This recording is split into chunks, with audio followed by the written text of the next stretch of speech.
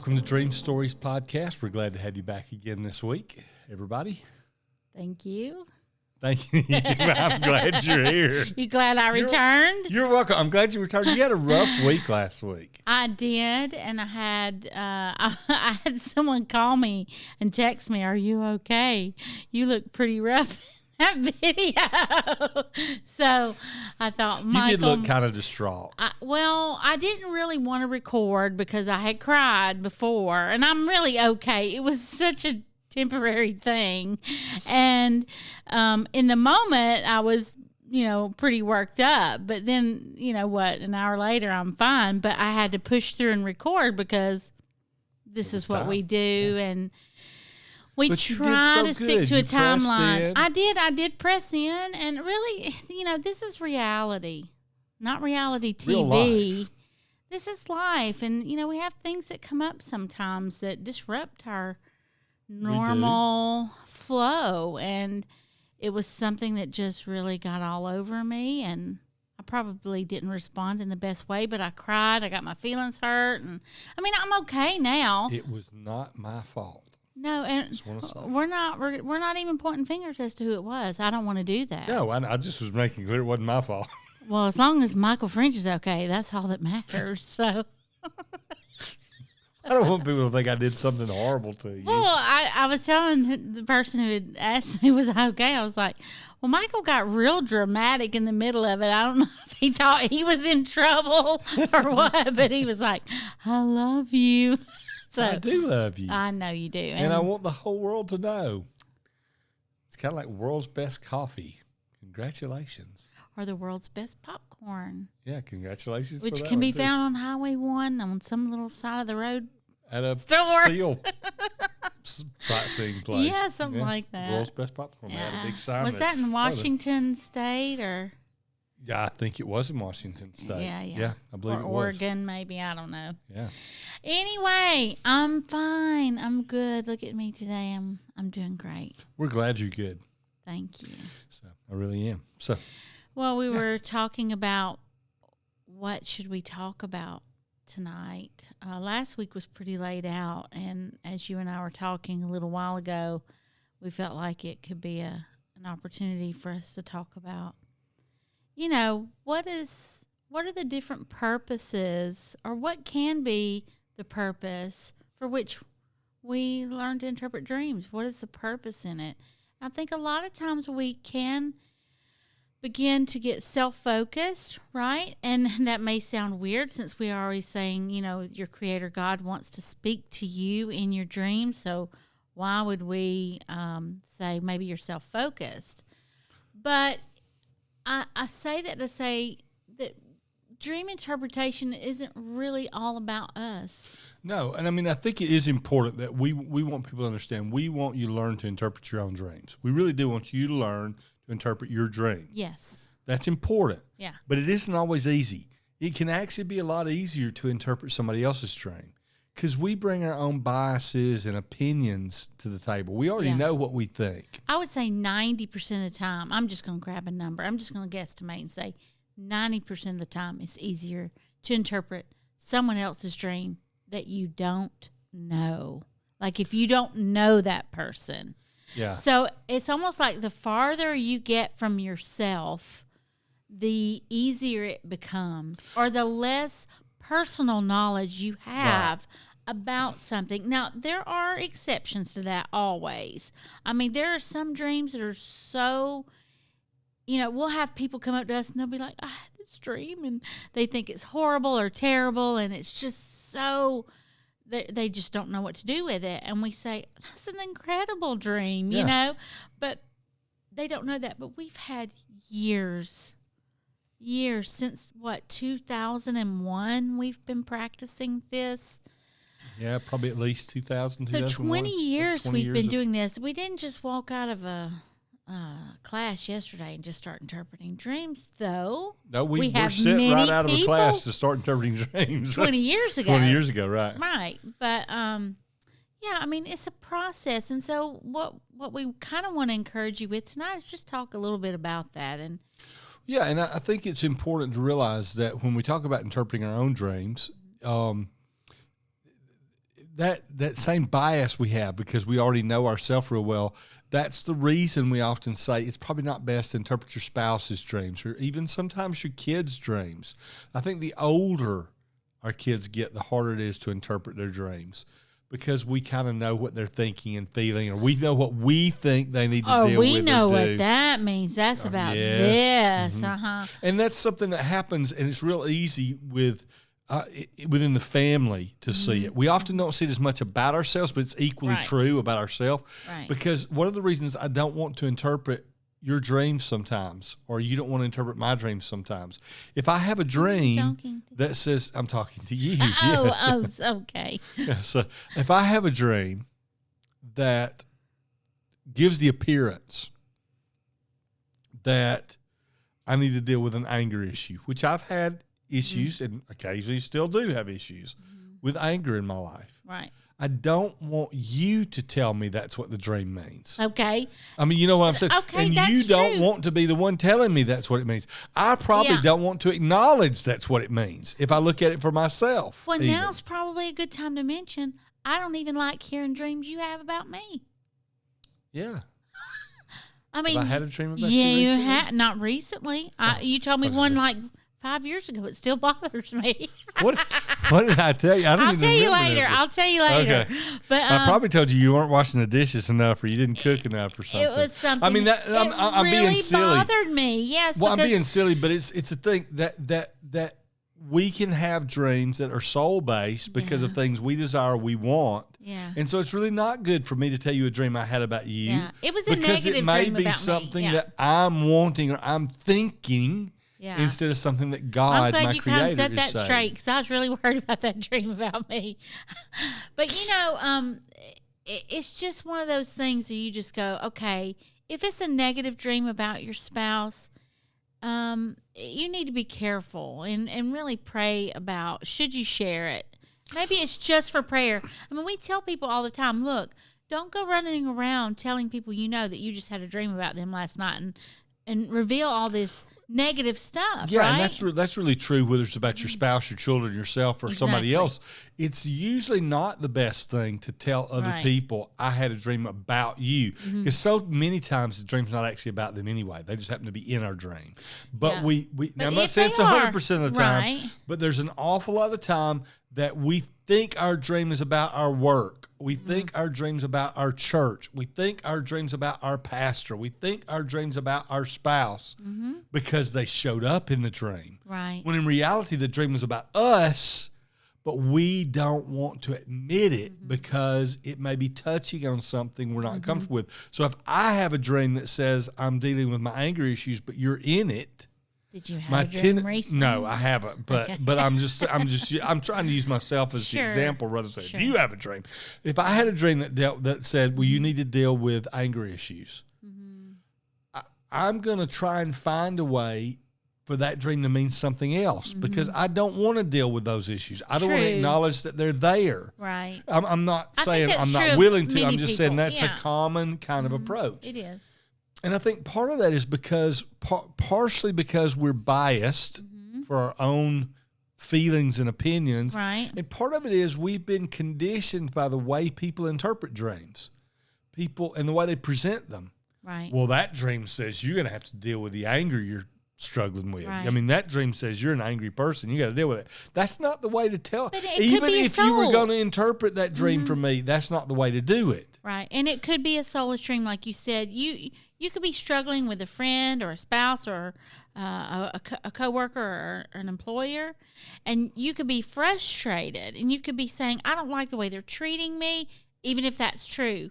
You could still have a soulish kind of determination inside of you, and then you sleep that night because that is really what you focused on that day, something negative. Then you have a dream that night that something happened or whatever at work or with a loved one, and immediately you're going to assume that's from the Lord or that's from my Creator God. I recognize that, when really it may have been something that because you focused on something so negative so much, it came out of your soul, and maybe not like a message from God that this is something you need to take care of or it's focus kind of on. easier for somebody else to recognize that.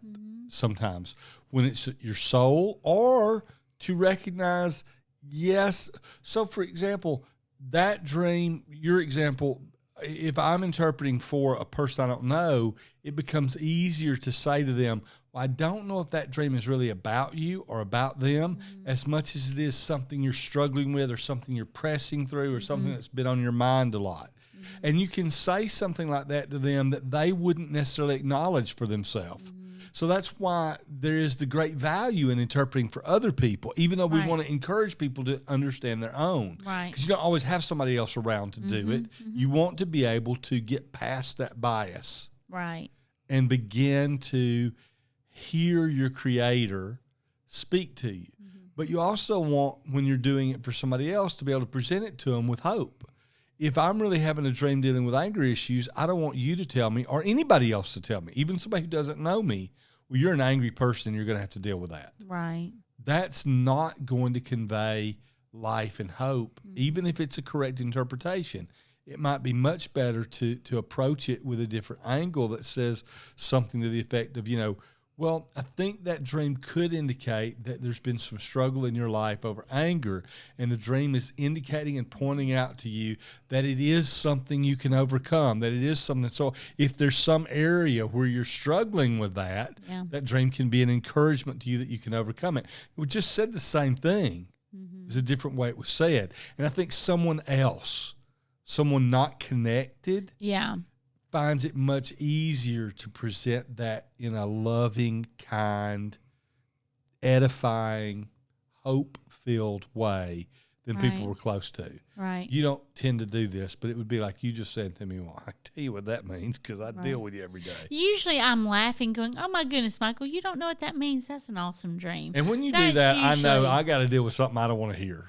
Really? I usually think that's what my first thought is. I think it's always awesome, and I always think they're good dreams. And when I share it with you, I'm surprised because you know how to interpret dreams so well that you do struggle with seeing your own, interpreting your own dreams. I do too, And so, and I don't usually ask you to interpret my dreams. I like to tell you my dreams so that if you see something, that you would share it with me. But then again, I may not want to hear it either. So I think sometimes sharing a dream with someone else is not always. I mean, I know we're running down little rabbit trails here, but this is a really, I think, important topic. Right. We're talking about understanding our own dreams versus helping other people with their dreams. I think sometimes people share their dreams, and all they really need is somebody to listen.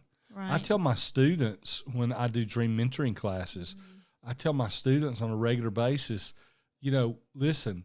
Sometimes the most important thing you can do is listen to the person. And even when we repeat a dream back to people, that reflection is just simply saying, I value what you told me and I truly listened to you.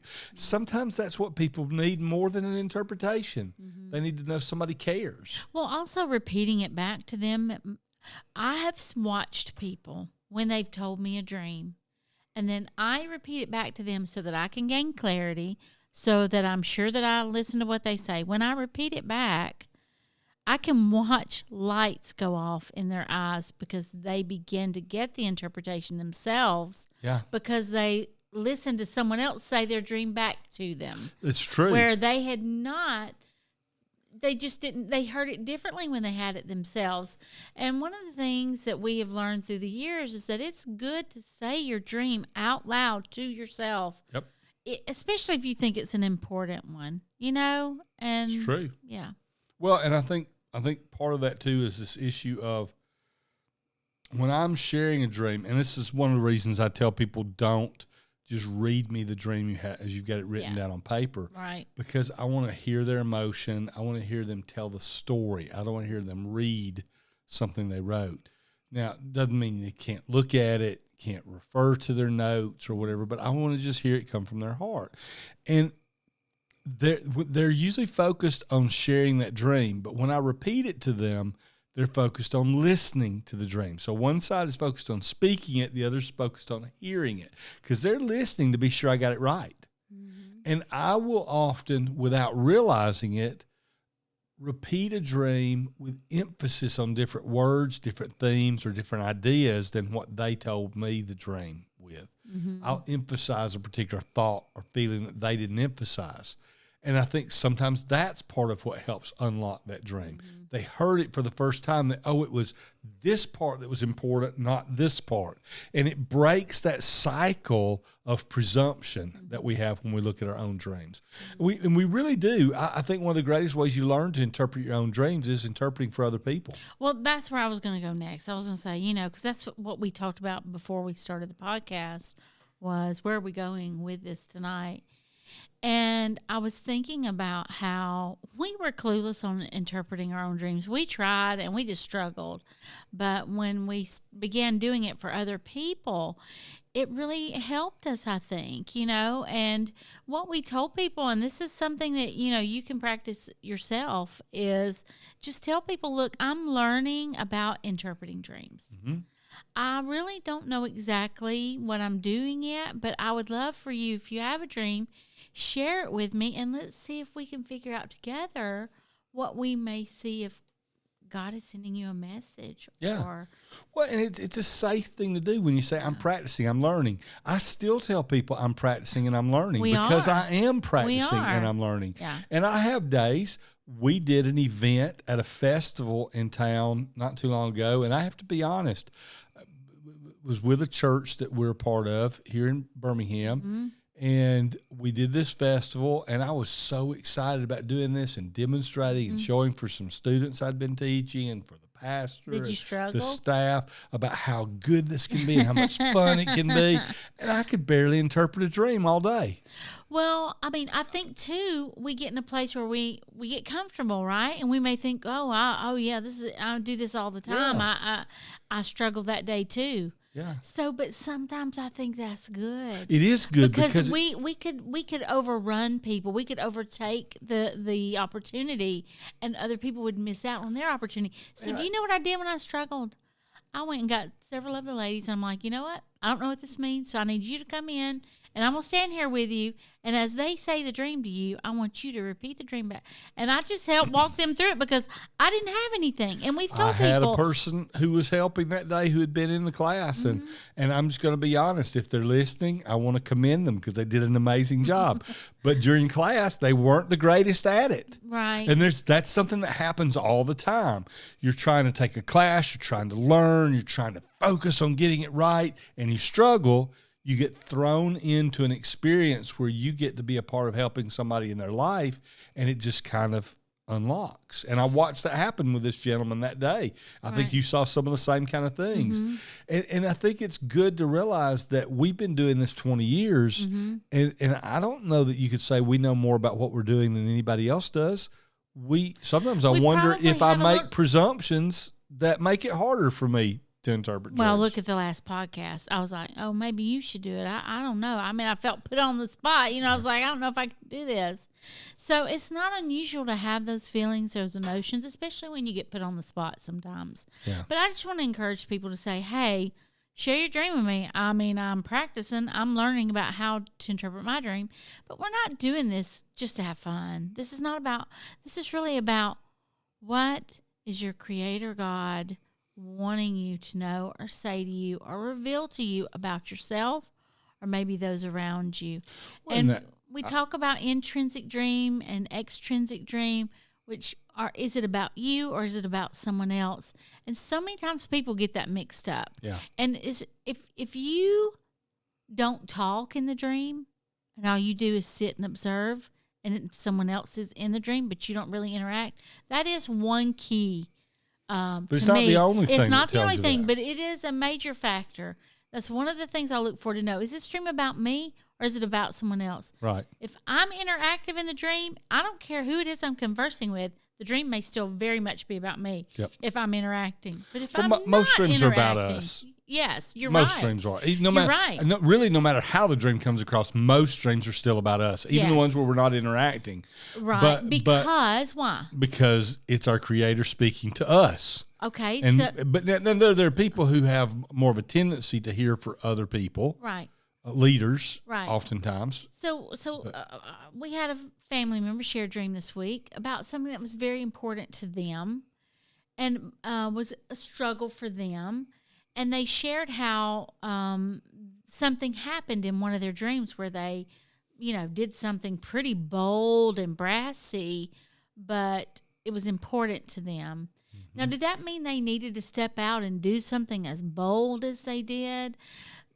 I don't think so. It was about prayer. But most of the dream was not about them. It was about some other people. And they just interjected here or there. But the dream was still about them. But it was still about them, even though they were dreaming about other people. The content of the dream had other people in it, right. But the dream was still about them. And I think that's often true. Yeah. I really do think most dreams, probably we could say 90 to 95% of all dreams are about us.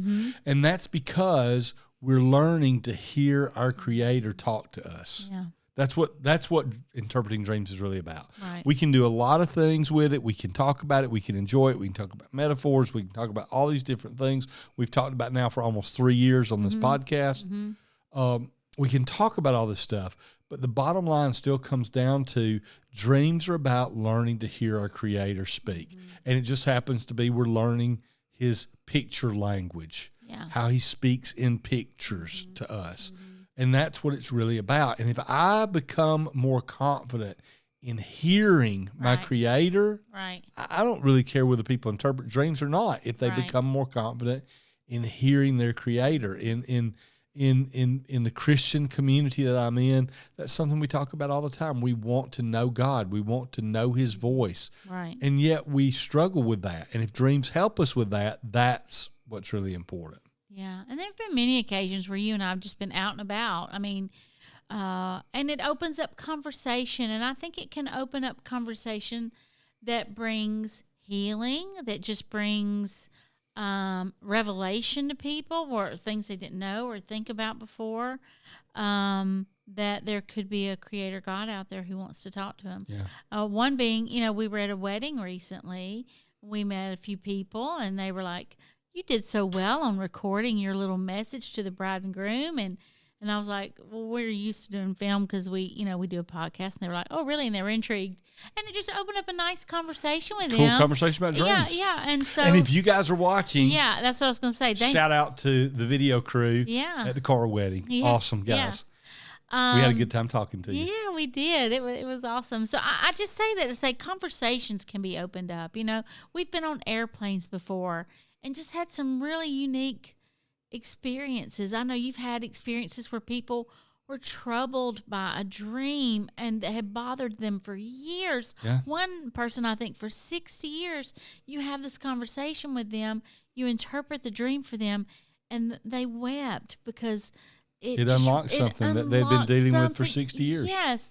Now, for us, we're just passing by these people in airports, in, who knows, hotels, gas stations, wherever we are. On the plane, in a car, planes, trains, and automobiles. Yes. So what I'm saying is maybe not just focus on how do you unlock your dreams, or how do you understand what your Creator God is saying to you.